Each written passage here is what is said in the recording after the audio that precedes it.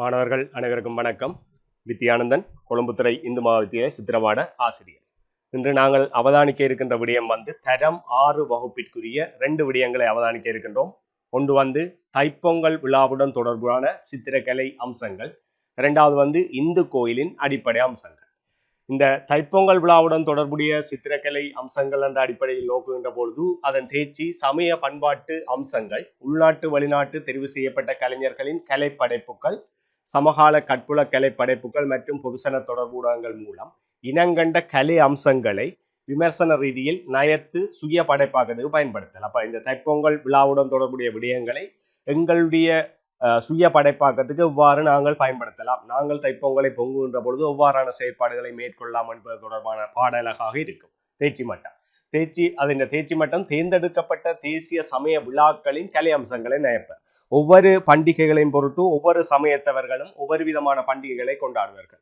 இந்துக்களுக்கான தனியான பண்டிகைகளும், இஸ்லாமியர்களுக்கான தனியான பண்டிகைகளும், பௌத்தர்களுக்கான தனியான பண்டிகைகளும், கிறிஸ்தவர்களுக்கான தனியான பண்டிகைகளும் என்று சொல்லி தேர்ந்தெடுக்கப்பட்ட பல்வேறு பண்டிகைகள் இருக்குது. அவற்றில் தேசிய சமய விழாக்களின் கலை அம்சங்களை எவ்வாறு இருக்கும் என்பது தொடர்பாக நயக்கிறது தான் நமது தேர்ச்சி மட்டமாக இருக்கும்.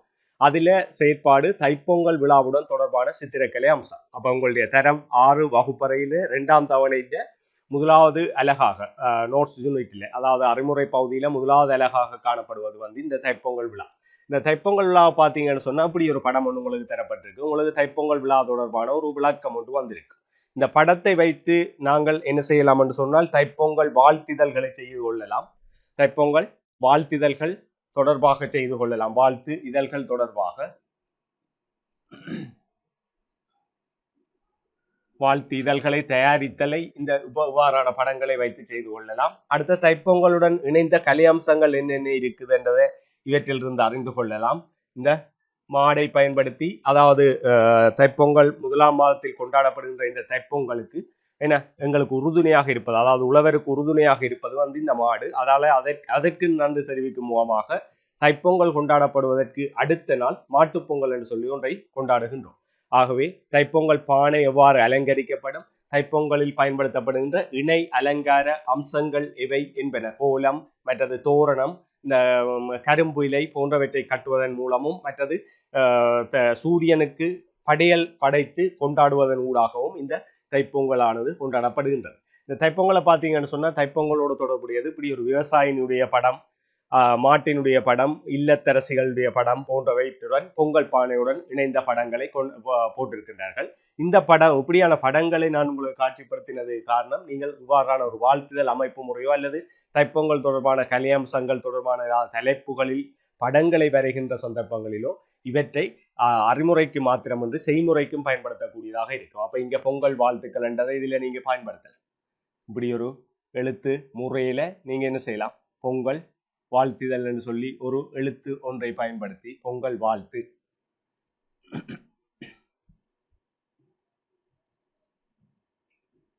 அப்ப பொங்கல் வாழ்த்து என்று போட்டுட்டு நீங்க யார் வாழ்த்துறீங்களோ அங்கால என்ன பேரொண்ட போடுவீங்க.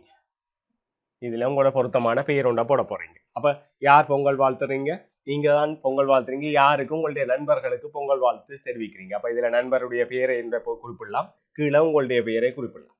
அப்ப இங்க பொங்கல் வாழ்த்து, நண்பருடைய பெயர், உங்களுடைய பெயரை போட்டிருந்தாலே இது ஒரு பொங்கல் வாழ்த்துக்கான அடையாளமாக இருக்கும். இந்த பொங்கல் வாழ்த்துன்ற மாதிரி அமைப்பு இப்படியும் அமைக்கலாம்.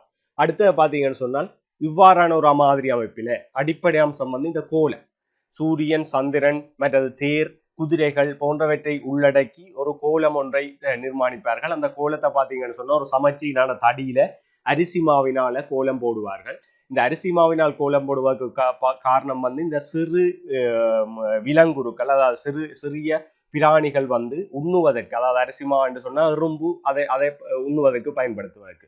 அப்ப அனைத்தும் இன்றைய நாளில் சந்தோஷமாக இருக்கணும் என்றதற்காக இந்த கோலத்தை கூட அரிசி மாவில், கோதம் மாவில் போடாமல் அரிசி மாவில் போடுவார்கள். மஞ்சள் கலந்து போடுவார்கள். தூய்மை, மஞ்சள் என்பது இப்ப தற்போதைய நவீன இந்த தற்போதைய இந்த பெருந்தொற்று காலத்துல அதிக ஊடியதாக பயன்படுத்தக்கூடிய பொருள் மஞ்சள்.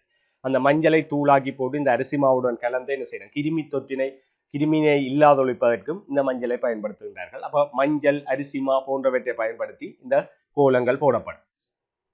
இந்தியா பகுதிகளில் பார்த்தீங்கன்னா ரங்கோலி என்று சொல்லப்படுகின்ற பவுடர் நிரந்தரமாக உருவாக்கப்பட்ட பெர்மனன்ட் பவுடர்ஸ்கள் பேக்கெட்ல வரும். அவற்றை அதற்கென உள்ள அச்சுகளை பயன்படுத்தியும் இந்த கோலங்கள் பயன்படுத்தப்படுது. இந்த கோலம் வந்து இந்த ரங்கோலியில நிரந்தரமாக போடப்பட்ட கோல மாதிரி ஒன்று. அப்போ உங்களுக்கு கோலத்தின் மாதிரி ஒன்று தரப்பட்டிருக்கு தைப்பொங்கலில் பயன்படுத்தப்படுகின்ற ஒரு இணைப்பு அம்சம். அதே போல பொங்கல் ஆர்ட் ஃபார் கிட்ஸ்ன்னு சொல்லி சில வேளை சித்திர போட்டிகள் நடத்தலாம். அப்படி சித்திர போட்டிகள் நடத்துகின்ற பொழுது அந்த சித்திர போட்டிக்கு பயன்படுத்துகின்ற மெட்டீரியல்ஸ், அதாவது மூலப்பொருட்களை உள்ளடக்கின ஒரு படமாக இது இருக்கும். அவை பொங்கல் ஆர்ட் ஃபார் கிட்ஸ்ன்னு சொல்லி சித்திர போட்டிகள், பொங்கல் காலத்தில் சித்திர போட்டிகள் நடத்தப்படலாம். இப்போ உங்களுக்கு தெரியும் இந்த பொங்கல் வந்து தை மாதத்தின் முதலாம் தேதி தான் கொண்டாடப்படுகின்றது. ஆனால் தை மாதத்தின் நீங்கள் யோசிக்கலாம், தை மாதத்தின் 14 அல்லது 15ஆம் தேதி தான் கொண்டாடப்படுவதை நாங்கள் அறிந்திருக்கிறோம். அப்ப சார் என்ன முதலாம் தேதி கொண்டாடப்படுகின்ற என்று சொல்லி ஒரு கருத்தொன்றை சொல்கின்றார் என்று சொல்லி, அப்ப இது என்ன அர்த்தம் என்று சொன்னா ஆங்கில மாதத்தின் 14 அல்லது 15ஆம் தேதி தான் உங்களுடைய தை மாதத்தின் முதலாம் தேதியானது உள்ளடங்கப்படுது. அப்ப தை மாத கலண்டர் என்று சொல்லி பார்த்தோம்னு சொன்னா தை மாதத்தின் முதலாம் தேதி என்பது இந்த நீங்க பாவிக்கின்ற இந்த ஆங்கில மாதம், இப்பொழுது நீங்க சாதாரணமா பாவித்துக் கொண்டிருக்கிற மாதம் வந்து ஆங்கில மாதம். அந்த ஆங்கில மாதத்தின் 14 அல்ல 15ஆம் தேதியில உங்களுடைய தைப்பொங்கலானது கொண்டாடப்படுகின்றது. ரைட். இந்த தைப்பொங்கலுக்கு அது மட்டும் இல்லை, இவ்வாறான வாழ்த்திதழ்களை கூட அமைத்துக் கொள்ளலாம். தைப்பொங்கலுக்கான வாழ்த்திதழ், அப்ப தைப்பொங்கலுக்கு பலூனை போட்டு வாழ்த்திதழ்னு சொல்ல மேலத்தைய முறையிலோ அமைக்கப்பட்ட ஒரு வாழ்த்து அட்டை ஒன்றும், அதே போல சாதாரண கீழத்தைய முறையில கொடிகள் அவற்றை பயன்படுத்தி தைப்பொங்கல் பானை கோலம் போன்றவற்றை பயன்படுத்தி உருவாக்கப்பட்ட வாழ்த்திதழ் தொடர்பாகவும் ஒரு படம். ரைட். இப்ப பார்ப்போம் நேர தைப்பொங்கல் என்றால் என்ன. தைப்பொங்கல் பண்டிகை யாருடைய முக்கியமான பண்டிகை என்று கேட்டால் இந்துக்களின் முக்கியமான பண்டிகை. அப்ப இஸ்லாமியருடைய முக்கியமான பண்டிகை என்று ஒன்று இருக்கும், பௌத்தர்களுடைய முக்கியமான பண்டிகை இருக்கும், கிறிஸ்தவர்களுடைய முக்கியமான பண்டிகை என்று இருக்கும். அந்த வகையில தைப்பொங்கல் வந்து யாருக்கு முக்கியத்துவமான பண்டிகை? இந்துக்களின் ஒரு முக்கிய சமய பண்டிகை. தமிழ் வருடத்தின் முதலாவது மாதம் தை மாதம் ஆகும். அது எல்லாருக்கும் தெரியும். முதலாவது மாதம் தை, மாசி, பங்குனி, சித்திரை, வைகாசி என்று சொல்லி போகும். அப்ப தமிழ் வருடத்தின் முதலாவது மாதம் வந்து எதாக இருக்கும்? இந்த தை மாதம் முதலாவது மாதமாக காணப்படும். இந்த தை மாதம் முதலாம் தேதி தைப்பொங்கலானது கொண்டாடப்படுது. தை மாதம் முதலாம் தேதி என்றால் ஏற்கனவே நான் உங்களுக்கு குறிப்பிட்டிருந்தேன், தை மாதத்தின் முதலாம் தேதி என்பது ஆங்கில மாதத்தின் 14 அல்லது 15ஆம் தேதி கொண்டாடப்படுகின்ற நிகழ்வாக இருக்க போது, அந்த வகையில தை மாதத்தின் தமிழுக்கு உள்ளாக்கப்படுகின்ற இந்த தை மாதத்தின் முதலாம் தேதி இந்த தைப்பொங்கலானது கொண்டாடப்படுது. இது ஆங்கில வருடத்தின்படி, சாதாரணமாக இப்பொழுது நாங்கள் பயன்படுத்துகின்ற கலண்டர் வந்து ஆங்கில கலண்டர். அதுல ஆங்கில வருடத்தின்படி பொதுவாக ஜனவரி 14 அல்ல 15ஆம் தேதி இடம்பெறும். அதுல அந்த 28 நாட்கள் 29 நாட்கள் என்று சொல்லி நாட்கள் மாறுபடும் மாசி மாதத்தில். அவ்வாறு மாற்றமடைகின்ற பொழுது 28 நாட்களாக இருக்குமாக இருந்தால் 14ஆம் தேதியும், 29 நாளாக இருக்குமாக இருந்தால் 15ஆம் தேதியும் பொதுவாக இந்த தைப்பொங்கல் உங்களுக்கு கொண்டாடப்படும். புத்தரிசி, அதாவது புதிதாக அறுவடையின் மூலம் பெற்றுக்கொள்ளப்பட்ட புத்தரிசியை புதுப்பானையில இட்டு பாலூட்டி பொங்க செய்வதை பொங்கல் எனப்படும். அப்ப பொங்கல் என்று கேட்டு ஒரு வரவிலக்கணம் ஒன்று உங்களுக்கு கேட்கப்பட மாட்டாது. இருந்தாலும் நீங்கள் ஒரு வரவிலக்கணமா இந்த ஒரு விடயத்தையும் தெரிந்து வச்சிருக்கணும்ன்றதுக்காக இதை நாங்க சொல்றோம். புது அரிசி, புது பானை, அதுக்குள்ள பாலை ஊற்றி, அப்ப முதலாவது என்ன செய்ய போறீங்கன்னு சொன்னா நீரை ஊற்றி நன்றாக கொதிக்க விடுறீங்க. கொதித்து வரும்போது பாலை ஊற்றுறீங்க. அந்த பால் நன்றாக கொதித்து பொங்கி ஊத்துகின்ற பொழுது அரிசியை என்ன கழுவி துப்புரவு செய்து வைத்திருக்கின்ற பச்சை அரிசியை என்ன செய்யறீங்க, அந்த பானைக்குள்ள 3 தரம் பானையை சுத்தி கொண்டு வந்து இல்ல தலைவரினால் போடப்படும். பிறகு ஏனைய வீட்டில் இருக்கின்ற ஏனைய உறுப்பினர்களும் அந்த புது அரிசியை அந்த பானையில் இட்டு நன்றாக பொங்கி வருகின்ற பொழுது அந்த பொங்கலை எடுத்து என்ன செய்யணும், வாழை இலை மற்றது விளக்கு போன்றவற்றினை கொண்டு அலங்கரிக்கப்பட்ட ஒரு தனியான இடத்தில அதை படைத்து உங்கள் சூரியனுக்காக நன்றி தெரிவிக்கும் முகமாக இந்த பொங்கலை கொண்டாடுகின்றார்கள். அதன் பின்னர் உறவினர்கள் நண்பர்களுடன் இணைந்து அளவலாவி சந்தோஷமாக இந்த புது பொங்கலினை உண்ணுகின்ற ஒரு செயற்பாடாக இருக்கு. ரைட்.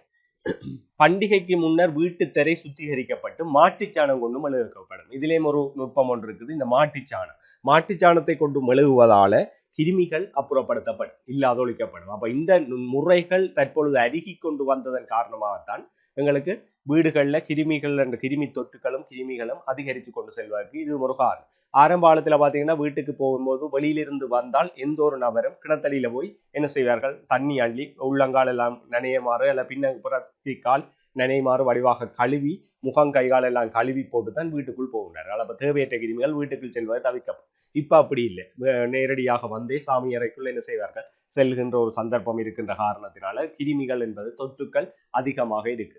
அப்ப இந்த மாட்டுச்சாணம் வந்து ஒரு சிறந்த ஒரு கிருமி நீக்கி. மாட்டுச்சாணத்தை நாங்க நன்றாக உமியோடு இந்த இதோட தட்டி என்ன செய்யறோம், உமிக்குள் போட்டு எரித்து அதிலிருந்து வருகின்ற பொருளை கொண்டுதான் விபூதி என்று சொல்லி ஒன்று பயன்படுத்துறோம். அப்ப நெட்டிப்பட்டையில் ஏற்படுகின்ற நீர் கோக்குன்ற தன்மைகள் எல்லாம் இந்த விபூதி இல்லாமல் செய்கின்றது. அதே நேரம் எல்லா நரம்புகளும் வந்து இந்த நடு நெற்றியில் சந்திக்கின்றது. அதனால பொட்டை குளிர்ச்சியாக தண்ணீர இரண்டு சந்தன பொட்டை வைக்கும் பொழுது அந்த நரம்புகள் குளிர்ச்சி அடைகின்றது. அவை எல்லாத்திலையுமே விஞ்ஞானத்திலே சமயங்கள் இணைந்த விடயங்களாக இருக்குது. அந்த வகையில் இந்த மாட்டுச்சாணத்தை கொண்டு என்ன செய்கிறோம், மெழுகிறோம், சுத்திகரிக்கிறோம், அலங்கரிக்கிறோம், அலங்கரிப்பு செயற்பாடுகளை மேற்கொள்கிறோம் பண்டிகைக்கு முன்னர். அதன் பின்னர் மஞ்சள் பொடி, அரிசி மாவு போன்றவற்றை மாக்கோலங்களோட அமைத்து என்ன செய்யறோம், இணைத்து மாக்கோலங்களை அமைக்கிறோம். அப்ப இங்க மஞ்சள் பொடியும் போடுறோம், அதே நேரம் அரிசி மாவும் போடுறோம், போட்டு இந்த மாக்கோலங்களை உருவாக்குறோம். அடுத்த விடயம் கரும்பு, வாழை மரம், குருத்தோலை, மாவிலை, இஞ்சி இலை, மஞ்சள் இலை என்பவற்றினால் வீட்டு வாயில் பொங்கல் பானை, வீட்டு வாயிலும் பொங்கல் பானையும் அலங்கரிக்கப்படும். அப்ப வீட்டு வாசல் மட்டும் அலங்கரிக்கிறது மட்டும் இல்லை, பொங்கல் பானையும் நீங்கள் என்ன செய்யற, பொங்குகின்ற இடத்தை கோலம் போட்டு அலங்கரித்து போட்டு அதுல 4 தடி போட்டு அதில மாவிலை, இஞ்சி இலை, மஞ்சள் இலை போன்றவற்றை அதிலையும் கட்டலாம். உங்களுக்கு பொங்கல் பானையிலையும் கட்டுவீங்க, கட்டி போட்டு என்ன செய்வீங்க, பொங்குறீங்க. அப்ப பொங்கல் பானையில் கட்டப்பட்ட விடயங்கள் சைட்டால எரிகின்ற பொழுது அதிலிருந்து ஏற்படுகின்ற இது உங்களுடைய கிருமி தொற்றாகவும் அமையும். அதே நேரம் வீட்டில என்ன செய்யறோம், கிருமி தொற்றை கிருமிகளை நீக்குவதற்காக இவ்வாறான மாவிலை, இஞ்சி இலை, மஞ்சள் இலை போன்றவற்றை கட்டுறோம். ரைட். அப்ப இது ஒரு விஞ்ஞானமாகவும் ஒரு சம்பிரதாயமாகவும் காணப்படுது இந்த பொங்கல் பண்டிகை. அப்ப பொங்கல் பண்டிகை வந்து இந்துக்களால் கொண்டாடப்படுகின்றது. இந்துக்கள் கொண்டாடுகின்ற மிக முக்கியமான பண்டிகை. எத்தனையாம் தேதி கொண்டாடப்படுதுன்னு சொல்லி பார்த்தாங்க. அடுத்தது எவ்வாறு அலங்கார வேலைப்பாடுகள் செய்யப்படுதுன்னு சொல்லி பார்த்தோம். அடுத்தது பார்த்தீங்கன்னு சொன்னால் இந்த கோலத்தின் மீது வந்து அடுப்பு மூட்டி பொங்கல் தயாரித்து படைக்கப்படும். அந்த கோலத்துக்கு கோலம் ஒன்று போடுறீங்க, அந்த கோலத்துக்கு மீது நீங்க என்ன செய்றீங்க, அடுப்பொண்டு வச்சு அந்த 3 கல்லை கொண்டு அடுப்பொண்டு வைக்கிறீங்க. அல்ல மண்ணில அச்சு, அதாவது மண் அச்சில தயாரிக்கப்பட்ட அடுப்புகளாக இருக்கலாம். அவ்வாறு ஒரு அடுப்பொண்டு தயாரிக்கப்பட்டு அந்த அடுப்பில் என்ன செய்யறீங்க, பொங்கல் தயாரித்து படைக்கப்படுது. அதே நேரம் அந்த கோலத்தின் மத்தியில பூரண கும்பம், ஒரு நிறைகுடம் என்று சொல்லப்படுகின்ற இந்த பூரண கும்பமும் குத்து விளக்கு வச்சு பால் சோறு அல்லது பொங்கல் என்று சொல்லணும். இந்த வசனத்தை கூடுதலாக நீங்க பாவிக்கணும். புக்கை என்ற சொல்லை பாவிப்பதை தவிர்த்துக் கொள்ளணும். கூடுதலாக அநேகமாக பயன்பாட்டில் உள்ள பொருட்கள் இந்த பேச்சு வழக்கில் உள்ள சொல் வந்து அந்த சொல்லாக இருக்குது. அதை நீங்க தவிர்த்து பால் சோறு அல்லது பொங்கல் என்ற சொல்லை நீங்க கூடுதலாக பயன்படுத்தணும். என்னன்னு சொன்னா வேற்றுமொழி ஆக்களுக்கு அது வேறு அர்த்தங்களை கொண்டது. ஆகவே விளக்கேற்றி பால் சோறு அல்லது பொங்கல் என்று சொல்லை பாவித்தால் நல்லது. தயாரித்து அதை என்ன செய்யறோம், சூரிய உதய வேளையில, அப்ப அதிகாலையில் எழும்பியே பொங்க வலிக்கிட்டோம். சூரியன் உதிக்கின்ற சந்தர்ப்பத்தில் சரியாக 5:50 6 மணிக்கு சூரியன் உதிக்கின்ற சந்தர்ப்பத்தில் பொங்கல் எல்லாம் முடிச்சு யாருக்கு படைக்க போறோம், சூரியனுக்கு படைக்க போறோம். அந்த சூரியனுக்கு படைக்க பார்த்தீங்கன்னு சொன்னா பால், கரும்பு, கருப்பட்டி, பழங்கள், நெல், நெய் எல்லாத்தையும் என்ன செய்யறோம் சேர்த்து சூரிய பகவானுக்கு படைக்க போறோம். அப்ப இந்த செயற்பாட்டை தான் நாங்க என்னன்னு சொல்றோம், ஒரு பொங்கல் சம்பவம் அல்ல பொங்கல் நிகழ்வுன்னு சொல்லி சொல்ல போறோம். அப்ப கோலத்தின் மீது அடுப்பை மூட்டுறோம், அந்த அடுப்பு மூட்டி பொங்கலை தயாரிக்கிறோம். தயாரிக்கப்பட்ட பொங்கல்ல என்ன செய்யறோம், படைக்கிறோம். அந்த படைத்தல்ல இருந்து அந்த கோலத்தின் மத்தியில பூரண கும்பம் ஒன்று வைத்து குத்து விளக்கும் வச்சு இந்த பால் சோறு வாழை இலையில இந்த பால் சோறு என்ன செய்யறோம் போட்டுட்டு அதுக்கு மேல நெய்யை ஊத்துறோம். கறிகள் இருக்குமாக இருந்தால் அந்த கறிகளை இடுறோம். வாழைப்பழத்தை உரிச்சு வைக்கின்றோம், சாம்பிராணியை கொளுத்துகின்றோம், என்ன தேவாரம் பாடுகின்றோம், பூக்களை வைக்கிறோம். பொங்கல் பூசைகள் செய்து யாருக்கு பூசைகள் செய்கிறோம், அந்த எங்களுக்கு சிறந்த முறையில இந்த புத்தரிசியை தந்த என்ன சூரிய பகவான் உச்சம் காரணமாகத்தான் நாங்க என்ன செய்யறோம், அதிகூடிய வெயிலையும் அதிகூடிய மழையையும் பெற்றுக் கொண்டிருந்தோம். அதுதான் இது வளர்ச்சிக்கு உதவினது. இது புத்தரிசின் அதாவது நெற்கதிர்களின் வளர்ச்சிக்கு உதவினது. ஆகவே அது ஒரு சூரியனுக்கு நன்றி செலுத்தும் முகமாக கொண்டாடப்படுகின்ற ஒரு நிகழ்வு என்னவா இருக்கும், அப்ப பொங்கல் என்று சொல்லப்படும். இதை நாங்கள் இன்னும் ஒரு வரவிலக்கணம் பார்த்தனாங்கள் தமிழ் வருடத்தின் 1வது மாதத்தின் தை மாதத்தின் 1ஆம் தேதி கொண்டாடப்படும் என புத்தாடை, அதாவது புதிய அரிசியும் புத்தரிசியும் புதுப்பானையில் இட்டு பாலூட்டி பொங்கல் செய்வதே பொங்கல் என்ற ஒரு வரவிலக்கணம் பார்த்தனாங்க. ரைட். அந்த வகையில பார்த்தோம்னு சொன்னால் அக்கோலங்களின் மத்தியில பூர்ண கும்பம் வைக்கிறோம், விளக்கேத்திரம், இந்த பால் சோறு பொங்கல் தயாரித்து சூரியோதய வேளையில பால், கரும்பு, கருப்பட்டி, பழங்கள், நெல் என்பவை சேர்த்து சூரிய பகவானுக்கு என்ன செய்யறோம், படைக்கிறோம். அந்த படைப்பின் அடிப்படையில பார்த்தோம்னு சொன்னால் இப்ப நீங்க பார்த்த விடயங்களை மையமாக கொண்டு ஒரு சிறிய அழகு தான் இந்த தைப்பொங்கல். இது ஒரு இந்துக்களுடைய மிக முக்கியமான ஒரு பண்டிகை. ஆகவே தைப்பொங்கல் பண்டிகை டேஸ் முக்கியமான ஒரு சமய பண்டிகை ஆகும். டேஸ் யாருக்கு முக்கியமான, இந்து சமயத்தவர்களின் முக்கியமான ஒரு சமய பண்டிகை ஆகும். நீங்க முன்னு பாத்தீங்கன்னா தெரியும், தைப்பொங்கல் பண்டிகை இந்துக்களின் முக்கியமான ஒரு சமய பண்டிகை ஆகும். அப்ப நான் சொல்றேன், இந்த அண்டர்லைன் பண்ற விடயங்கள் வந்து அங்க வினாவாக வரும்பொழுது நீங்க தரம் 6 வகுப்பை சேர்ந்த மாணவர்கள் என்றபடியே உங்களுக்கு கூடுதலான வினாக்கள் வந்து கீறிட்ட நிரப்புறது தொடர்பாகவும் இடைவெளிகளை பூர்ணப்படுத்தல் தொடர்பாகவும் அமையும். அப்போ ஒரு கடினத்திலிருந்து இலகுவிலிருந்து கடினத்தை நோக்கி செல்லுதல் அந்த செயற்திட்டத்துக்கு அமைய தரம் 6 வகுப்புக்கு பார்த்தீங்கன்னு சொன்னா இப்படியான இலகுவான வினாக்கள் தான் வினாவப்படும். அப்ப யாருடைய முக்கியமான பண்டிகை என்று சொன்னால் இங்கு எழுத போறீங்க, இந்துக்களின் முக்கியமான பண்டிகை. இந்துக்களின் முக்கியமான பண்டிகை. ஓகே, இந்துக்களின் முக்கியமான ஒரு சமய பண்டிகை. இது ஆங்கில வருடத்தின்படி பொதுவாக டேஸ் திகதி இடம்பெறும். எந்த திகதியில் இடம்பெறும் என்று சொன்னா உங்களுக்கு தெரியும், தை மாதத்தின் 1ஆம் தேதி தான் தைப்பொங்கல் கொண்டாடப்படும். ஆனால் ஆங்கில வருடத்தின் படி என்று கேட்டால் இப்பொழுது நீங்கள் பயன்படுத்துகின்ற மாதம் வந்து ஆங்கில மாதம். இந்த ஆங்கில மாதத்தில் ஒன்றில் 14ஆம் தேதி அல்லது 15ஆம் தேதி இடம்பெறும். 14ஆம் தேதி அல்லது 15ஆம் தேதி இடம்பெறும். 14 அல்லது 15ஆம் தேதி இடம்பெறும். அடுத்த 3வது கேள்வி கேட்கப்படுது, பண்டிகைக்கு முன்னர் வீட்டுத்தரை சுத்திகரிக்கப்பட்டு டேஸ் கொண்டு மெழுகப்படும். என்ன கொண்டு மெழுகப்படும்? மாட்டு சாணம் கொண்டு மெழுகப்படும்.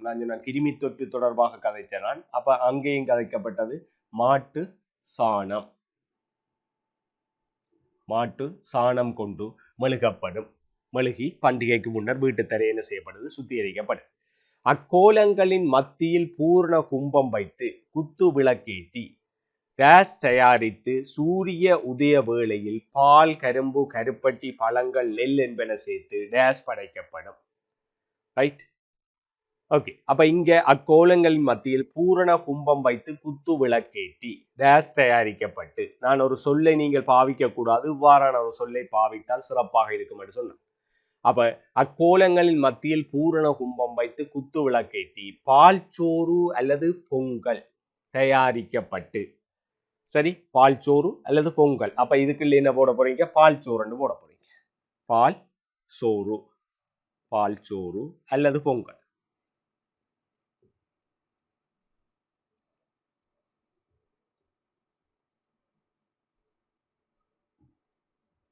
பால் சோறு அல்லது பொங்கல் தயாரிக்கப்பட்டு சூரியோதய வேளையில் பால், கரும்பு, கருப்பட்டி, பழங்கள், நெல் என்பன சேர்த்து, இதை பாருங்க, கருப்பட்டி, பழங்கள், நெல் என்பன சேர்த்து யாருக்கு படைக்கப்படும் என்று சொன்னால் சூரிய பகவானுக்கு படைக்கப்படும். அப்ப இங்க என்ன எழுத போறீங்க? சூரிய பகவான்.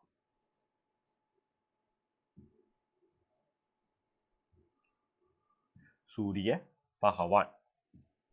ரைட். இந்த சூரிய பகவானுக்கு படைக்கப்பட்டு என்ன செய்யறோம்? இந்த பொங்கல் நிகழ்வானது கொண்டாடப்படுகிறது. அப்ப இப்படி ஒரு 5 கேள்வி உங்களுக்கு தரப்படுமாக இருந்தால் கீறிட்ட இடங்களில் தைப்பொங்கல் பண்டிகை இந்துக்களின் மிக முக்கியமான சமய பண்டிகை ஆகும். இது ஆங்கில வருடத்தின்படி பொதுவாக 14 அல்லது 15ஆம் தேதி இடம்பெறும். இது பண்டிகை முன்னர் வீட்டுத்தரை சுத்திகரிக்கப்பட்டு மாட்டுச்சாணம் கொண்டு என்ன செய்யப்படுது? அலங்கரிக்கப்படுது. மாட்டுச்சாணம் கொண்டு அலங்கரிக்கப்படுது. ரைட்.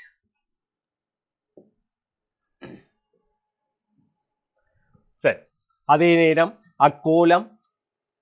அக்கோலங்களின் மத்தியில் பூர்ண கும்பம் வைத்து குத்து விளக்கேற்றி பால் சோறு பொங்கல் அல்லது பொங்கல் தயாரித்து சூரியோதய வேளையில் பால், கரும்பு, கருப்பட்டி, பழங்கள், நெல் என்பன சேர்த்து சூரிய பகவானுக்கு படைக்கப்படும். சூரிய பகவானுக்கு படைக்கப்படும் என்று சொல்லி எழுதினீங்கன்னா சரி, பகவானுக்கு படைக்கப்படும். இப்படி ஒரு 5 விதமான கேள்விகள் உங்களுக்கு தரப்படுது. நீங்க படித்த அலகுகளை வைத்துக்கொண்டு அவை நாங்கள் பார்த்தாங்கள்.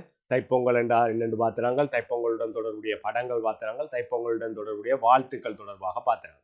இது பொங்கல் விழா, ஒரு வாழ்த்துகள் எப்படி தயாரிக்கிறேன்னு சொல்லி பார்த்தாங்கள். பொங்கல் வாழ்த்தின் இவ்வாறான ஒரு மாதிரி அமைப்பை பார்த்தாங்கள். அடுத்த கோலங்கள் தொடர்பாக பார்த்தாங்கள். அடுத்தது பொங்கல் தொடர்பான ஆர்ட் ஃபார் கிட்ஸ், அதாவது சிறுவர்களுக்கான சித்திர போட்டி தொடர்பாக பார்த்துனாங்க. அடுத்தது பொங்கல் வாழ்த்துதல் ஒன்று மாதிரி அமைப்புகள் பார்த்துனாங்க. பொங்கலுடன் இணைந்த கலை அம்சங்கள் பார்த்துனாங்க. கோலம் எப்படி போடுறோன்னு சொல்லி பார்த்துனாங்க. எவ்வாறு பொங்கல் பானை அலங்கரிக்கப்படும் என்று சொல்லி பார்த்துனாங்க. அடுத்தது பொங்கல் என்று சொன்னால் யாருடைய முக்கியமான பண்டிகை, எப்போ கொண்டாடப்படும், எத்தனையாம் தேதி கொண்டாடப்படும் என்று சொல்லி பார்த்துனாங்க. அடுத்தது ஆங்கில வருடத்தின்படி எத்தனையாம் தேதி கொண்டாடப்படும் என்று சொல்லி பார்த்துனாங்க. அடுத்த பொங்கலுக்கு ஒரு வரவிலக்கணம் பார்த்துனாங்க. அடுத்தது பண்டிகைக்கு முன்னர் இதால வீட்டு திரைகள் எல்லாம் அலங்கரிக்கப்படும் என்று சொல்லி பார்த்துனாங்க. இதால அலங்கரிப்பதால் என்ன நன்மை என்று சொல்லி பார்த்துனாங்க. அடுத்தது மஞ்சள் பொடி, அரிசி மாவு போன்றவற்றை கொண்டு மாக்கோலம் தயாரிக்கப்படுது என்று சொல்லி பார்த்துனாங்க. அடுத்தது மேலதிக அலங்கரிக்கப்படும் பொருட்கள் கரும்பு, வாழை மரம், குருத்தோலை, மாவிலை, இஞ்சி இலை, மஞ்சள் இலை, இதுகள் பார்த்துனாங்க. அதே நேரம் பொங்கல் பொங்குகின்ற போது என்ன வெளியீடாக எங்களுக்கு பெறப்படுது, அது யாருக்காக செய்யப்படுது? பால்சோறு பொங்கல் வெளியீடாக பெறப்படுது, சூரிய பகவானுக்காக செய்யப்படுதுன்னு சொல்லி பார்த்துறாங்க. ஒரு 5 வினாக்கள் பார்த்துறாங்க. இந்த வகையில அடுத்ததாக நாங்க பார்க்க வேண்டிய விடயம் சரி, அந்த வகையில ஏற்கனவே குறிப்பிட்டதுக்கு அமைவாக இந்த பொங்கலின் தொடர்ச்சியாக நாங்க அடுத்ததாக பார்க்க வேண்டிய விடயம் இந்து கோயிலின் அடிப்படை அம்சங்களும் கலை ஆக்கங்களையும் தொடர்பாக பார்க்க போறோம். உள்நாட்டு அதன் தேர்ச்சியாக நாங்கள் அவதானிக்க போறோம். உள்நாட்டு வெளிநாட்டு சித்திர, சிற்ப, செதுக்கல் மற்றும் கட்டட நிர்மாண கலைகளின் தனித்துவங்களை இனங்கண்டு அவற்றின் கலை பண்புகளை படைப்பாக்கத்துக்கு பயன்படுத்தல் தொடர்பாக பார்க்க போறோம். அவற்றுடைய கலை பண்புகளை படைப்பாக்கத்துக்கு பயன்படுத்தல் தொடர்பாக சொன்னால் இந்து கோயிலுடைய மாதிரி அமைப்பு முறை தொடர்பாக பார்க்கலாம். இந்து கோயிலுடைய மாதிரி அமைப்பு முறை, எந்த அமைப்பு முறையில இந்த இந்து கோயிலானது அமைக்கப்பட்டிருக்குது, இந்து கோயிலுடைய மாதிரி அமைப்பு முறைன்னு பார்க்கலாம். அடுத்தது இந்து கோயிலுடைய மிக முக்கியமான கலை அம்சங்கள் தொடர்பாக பார்க்கலாம். இந்து கோயிலுடைய மிக முக்கியமான கலை அம்சங்கள், இந்து கோயிலினுடைய பிரிவுகள் எவ்வாறு பிரிக்கப்பட்டு கட்டடங்கள் அமைக்கப்பட்டிருக்குன்னு சொல்லி பார்க்க போறோம். இந்த இவ்வளவு விடயங்களையும் இதிலே அவதானிக்க போறோம். இந்து கோயிலுடைய கலை அம்சங்கள் தொடர்பாக பார்க்க போறோம். அடுத்தது இந்து கோயிலுடைய கட்டடத்தின் மிக முக்கியமான அம்சங்கள், கலை அம்சங்கள்.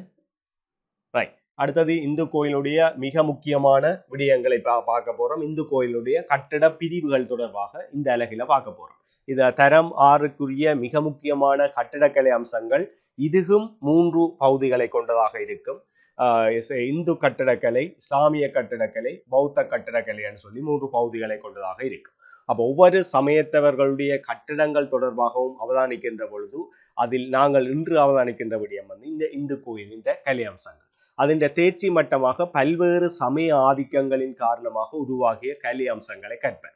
சேர, சோழ, பாண்டியர்களுடைய செல்வாக்கு காரணமாக இலங்கையில் இந்து சமய செல்வாக்கானது மேலோங்கி இருக்குது. அந்த வகையில் உருவாக்கப்பட்ட கட்டிடங்கள் நீள் மண்டபம், அர்த்த மண்டபம், கற்ப கிரகம் என்று சொல்லி பிரதான 3 பகுதிகளை அடிப்படையாக கொண்டு இந்த இந்து சமய கட்டிடக்கலை அம்சங்களானது தோற்றம் பெற்றிருக்கு. அப்ப இந்து சமய கட்டிடக்கலை அம்சங்களை பார்வையிடுகின்ற பொழுது ஒரு ஆண் நிமிந்து படுத்திருப்பது போன்ற தோற்றப்பாட்டை உடைய ஒரு அமைப்பு முறையில இந்து சமய கட்டிட அமைப்பானது தோற்றம் பெறுது. அப்ப இந்து சமய கட்டிடத்துல இதுல பிரதானமாக நுழைவாயிலான கோபுரம் என்பது காணப்படும். இதுல மண்டபம் என்பது காணப்படும். இதுல நடுப்பகுதியில மூலஸ்தானம் என்பது காணப்படும். இந்த அமைப்பு முறை ஒரு ஆண் நிமிந்து படுத்திருப்பது போன்ற ஒரு அமைப்பு முறையில் காணப்படும்.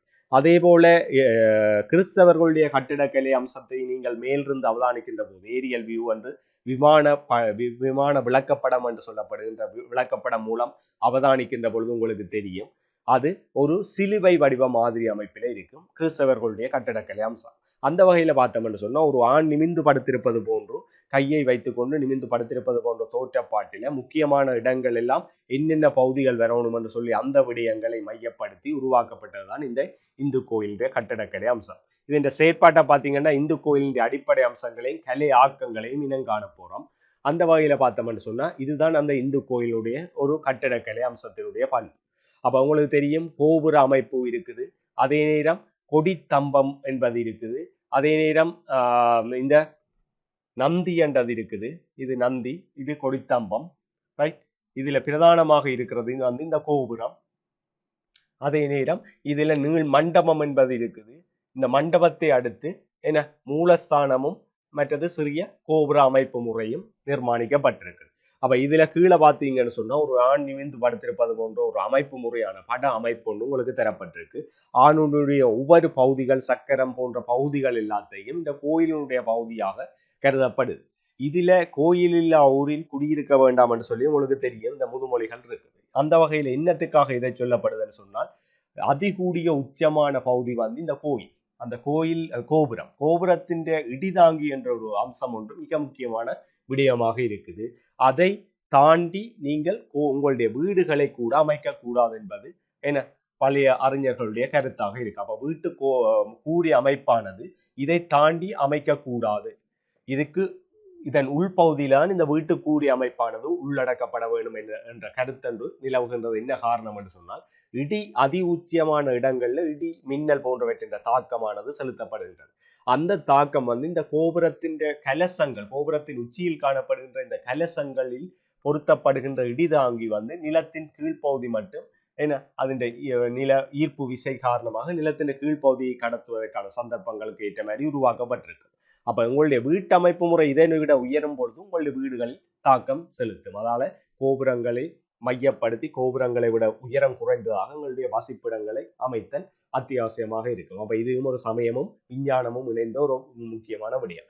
இன்னும் ஒரு மிக முக்கியமான விடயம், இந்த கோபுரத்தின் உச்சியில பாத்தீங்கன்னு சொன்னால் 3 அல்லது 5 கலசங்கள் காணப்படும். அந்த கலசங்களில் விதை நெற்கள் அல்லது அநேகமான தானியங்கள் அந்த கலச பகுதியில இட்டு வைத்திருப்பார்கள். ஒவ்வொரு 12 வருடத்துக்கு ஒருக்கா கும்பாசகம் என்று சொல்லி ஒரு நிகழ்வு ஒன்று நடாத்தப்படும். அந்த நிகழ்வின் ஊடாக இந்த கலசங்கள் அப்புறப்படுத்தப்பட்டு புது கலசங்களும் புது தானியங்களும் விடப்படும். அது வெள்ளப்பெருக்கு, அபாயங்கள், மற்றது வயல் நிலங்கள் போன்றவை அழிவடைகின்ற பொழுது இந்த தானியங்களை பயன்படுத்தி மீண்டும் விவசாய செயற்பாடுகளை செய்வதற்காக ஒரு பாதுகாப்புக்காகவும் தட்டுப்பாடான காலங்களில் இந்த விளை பொருட்களை எடுத்து பயன்படுத்துவதற்காகவும் இது ஒரு ஸ்டோர், ஒரு களஞ்சியமாக இந்த கலசங்கள் பயன்படுத்தப்படுது. அப்ப இந்த கலசங்கள் இது 2 காரணத்துக்காக கோயில் இல்லா ஊரில் குடியிருக்க வேண்டாம் என்று சொல்லி கருதப்படுது.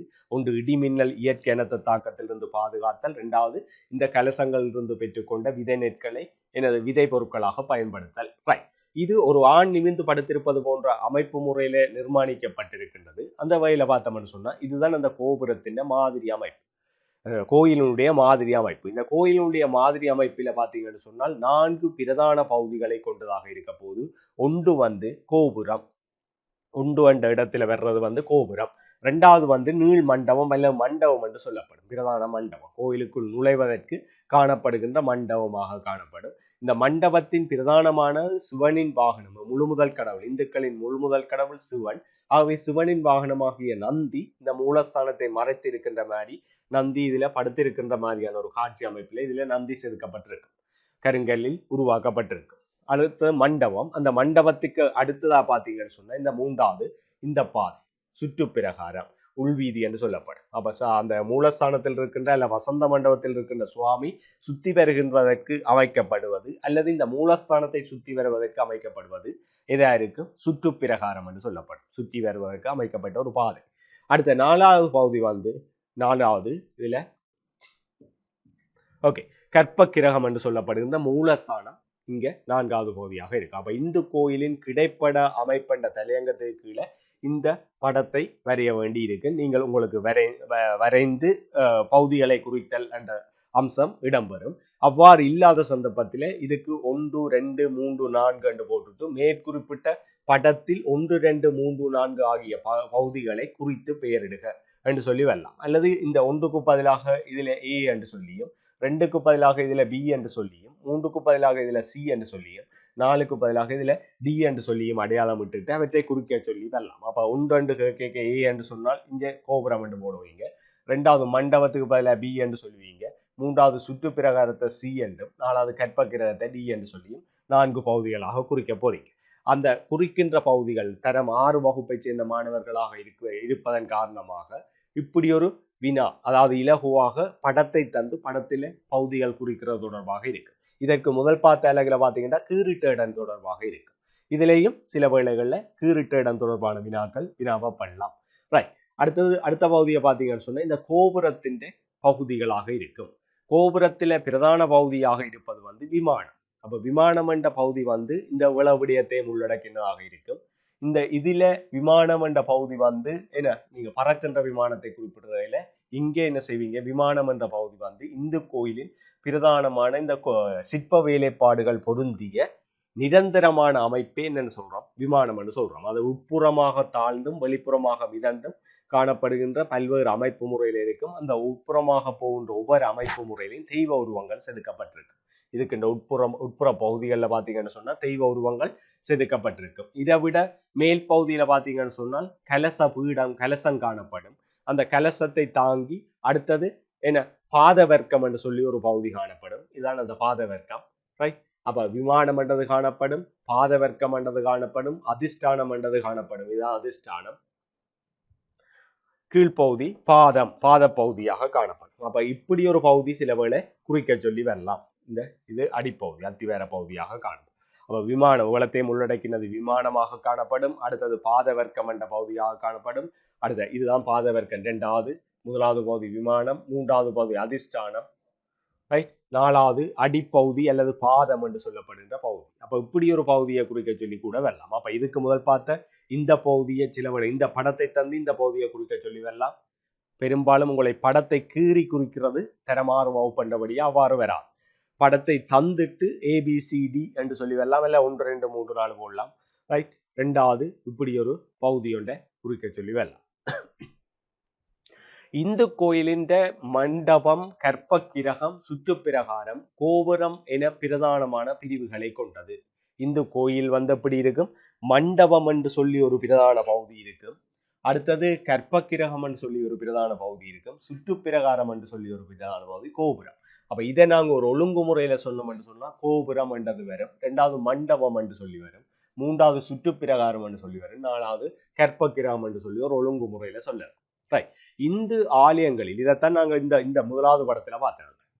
கோபுரம், மண்டபம், சுற்றுப்பிரகாரம், கற்பக்கிரகம்.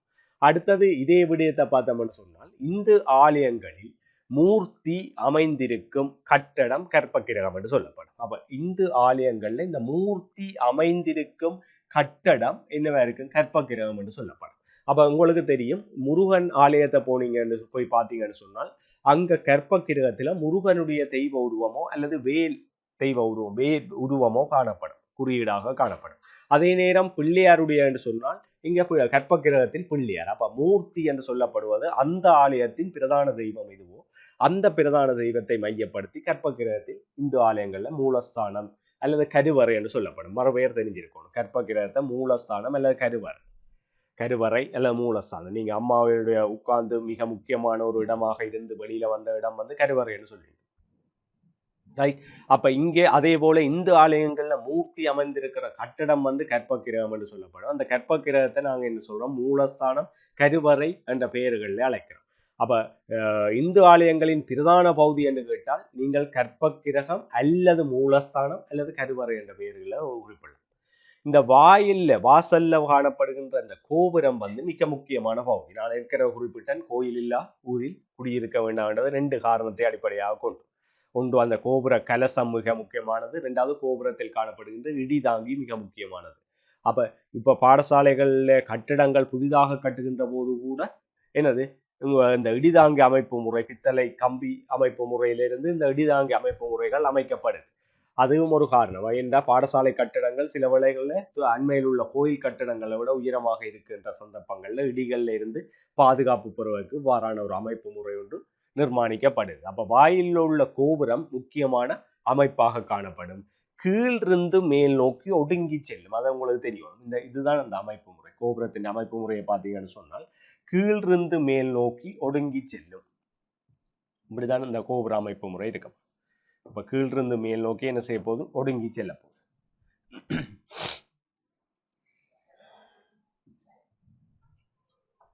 இந்த அமைப்பு முறையில காணப்படுவதால கீழிருந்து மேல் நோக்கி ஒடுங்கி செல்லுதல் இதுவும் ஒரு கட்டடக்கலையின் மிக முக்கியமான ஒரு டெக்னிக்ஸ், ஒரு நுட்பம். என்ன காரணம் என்று சொன்னா கீழே அகலமாகவும் மேலே வர ஒடுங்கி செல்வதாலையும் எவ்வளவு தூரத்தையும் கட்டடத்தை உயர்த்தி கொண்டு போகலாம். ஒரு பாதுகாப்பான அரணாக காணப்படும். அவை கீழிருந்து மேல் நோக்கி என்ன செய்யுது? ஒடுங்கி செல்லுது. ரைட். அதே நேரம் பக்கங்கள் பலவிதமாக இந்து சமய தெய்வங்கள் திருவிளையாடல்கள் இதுக்குள்ள பாத்தீங்கன்னா இந்து சமய தெய்வங்களுடைய திருவிளையாடல்கள் தொடர்பாக உதாரணமாக வள்ளிபுர கோயிலுக்கு போனீங்கன்னு சொன்னால் விஷ்ணுவினுடைய ஜானியை முதலை பிடிக்கின்ற பொழுது யானை காலை முதலை பிடிக்கின்ற பொழுது அந்த யானை காலை எடுப்பதற்காக விஷ்ணு தன்னுடைய இது சக்கரத்தை அந்த முதலையின் கழுத்தின் மீது எறிதல் போன்ற ஒரு செதுக்கு வேலைப்பாடு கூட இருக்கு. அப்ப இந்த செதுக்கு வேலைப்பாடு எங்க இருக்கு? இவ்வாறு பல்வேறு தெய்வ உருவங்களுடைய செதுக்கு வேலைகளை மையப்படுத்தி என்ன செய்யுது? இந்த கோபுரங்கள்ல உருவங்கள் அமைக்கப்பட்டிருக்கு. பக்கங்களில் பலவிதமான இந்து சமய தெய்வங்களில் திருவிளையாடல்களை சித்தரிக்கின்ற சிற்ப வேலைப்பாடுகளை கொண்டிருக்கு. அதே நேரம் பாத்தீங்கன்னு சொன்னா இந்த கோபுரத்தின் உச்சியில காணப்படுவது கலசம் என்று சொல்லப்படும். இது ஒரு மிக முக்கியமான விடயம். இந்த கோபுரத்தின் உச்சியில நான் சொன்ன இவ்வாறான ஒரு அமைப்பு முறையில இருக்கு. அப்ப இந்த கோபுரத்தின் உச்சியில் காணப்படுவது கலசம் என்று சொல்லப்படும். ரைட். அப்ப இந்து கோயிலில் மண்டபம், கற்பக்கிரக, சுற்று பிரகாரம் என பிரதான பகுதிகள் இருக்குது. ஆலயங்களில் மூர்த்தி அமைந்திருக்கும் பிரதான இடம் கற்பக்கிரகம் அல்ல மூலஸ்தானம் என்று சொல்லி அழைக்கப்படும். அதே நேரம் வாசல்ல இருக்கிற கோபுரம் மிக முக்கியமான அம்சமாக காணப்படும். மற்றது இந்து தெய்வங்களோட பல திருவிளையாடல்கள் இந்த கோபுரத்துல செதுக்கு வேலைகளாக காணப்படும். ஆலய மண்டபங்கள்ல பாத்தீங்கன்னா பல அலங்கார சிற்ப வேலைப்பாடுகளுடன் கூடிய தூண்கள் காணப்படும். இந்த தூண் தலைகள்ல பாத்தீங்கன்னு சொன்னால் 4 பக்கமும் தொங்கும் போதிகை இருக்கும். அப்ப இந்த தூண் அமைப்பு முறையை பாத்தீங்கன்னு சொன்னால் இவ்வாறான ஒரு அமைப்பு முறையில இந்த தூண் நிர்மாணிக்கப்பட்டிருக்கும். இந்த தூணினுடைய 4 புறமும் இப்படி ஒரு போதிகை அமைப்பு ஒன்று இருக்கு. இப்படி ஒரு போதிகை அமைப்பு ஒன்று இருக்கும். ரைட். 4 புறமும் வளைந்த 4 பக்கங்களும் தொங்கும் போதிகை. இதை விட குதிரை, யானை, சிங்கம் போன்ற உருவங்களை உள்ளடக்கிய ஜாலி உருவம் பொருத்தப்பட்டிருக்கும். இப்படி ஜாலி உருவம் ஒன்று பொருத்தப்பட்டிருக்கு. பாய்கின்ற குதிரை அமைப்பு முறையில ஜாலி உருவம் ஒன்று கூட பொருத்தப்பட்டிருக்கலாம். தொங்கும் போதிகையோட ஜாலி உருவங்கள். சிவபெருமானின் வாகனமான கருங்கல்லால் நிர்மாணிக்கப்பட்ட நந்தி உருவ சிலையை இந்து கோயில்ல காணலாம். அப்ப ஏற்கனவே பார்த்துறாங்க இந்து கோயிலுடைய மிக முக்கியமான நுழைவாயில்ல, பிரதான நுழைவாயில்ல பாத்தீங்கன்னு சொன்னா படுத்திருக்கின்ற ஒரு காலை மடித்திருக்கின்ற நந்தி உருவம் ஒன்று இருக்கும். அது சிவபெருமான் வாகனம். அப்ப சிவன் தான் முழு முதல் கடவுள் இந்து சமயத்தவர்களுடைய. அதனால சிவனுடைய வாகனம் அநேகமான கோயில்கள்ல பாத்தீங்கன்னா அது பிள்ளையாராக இருக்கலாம், முருகனாக இருக்கலாம். அநேகமான கோயில்கள்ல பாத்தீங்கன்னா இந்த சிவன் வாகனமான நிர்மாணிக்கப்பட்ட நந்தி உருவம் என்றது காணப்படும். அதே நேரம் இலங்கையில் இந்து மத கட்டடக்கலையின் மீது தென்னிந்திய செல்வாக்கு இதுதான் மிக முக்கியம். தென்னிந்திய சேர சோழ பாண்டியர்களுடைய செல்வாக்கு இந்து சமயத்தின் மீது கட்டடக்கலையில செல்வாக்கு செலுத்தி இருக்கு. அதை பின்பற்றித்தான் நாங்க கட்டடங்களை நிர்மாணிச்சிருக்கிறோம். அந்த வகையில தென்னிந்திய கட்டடக்கலையின் நிர்மாணிப்புக்குட்பட்டு உருவாக்கப்பட்டிருக்கு. ஆலய கற்பக்கிரகம் 3 வகையான கட்டடக்கலை நிர்மாணிப்புகளை கொண்டிருக்குது. கற்பக்கிரகம் கருங்கல் அல்லது செங்கல் அல்லது சுண்ணாம்பு சார்ந்த ஊடகங்களை பயன்படுத்தி கற்பக்கிரகம் நிர்மாணிக்கப்படும்.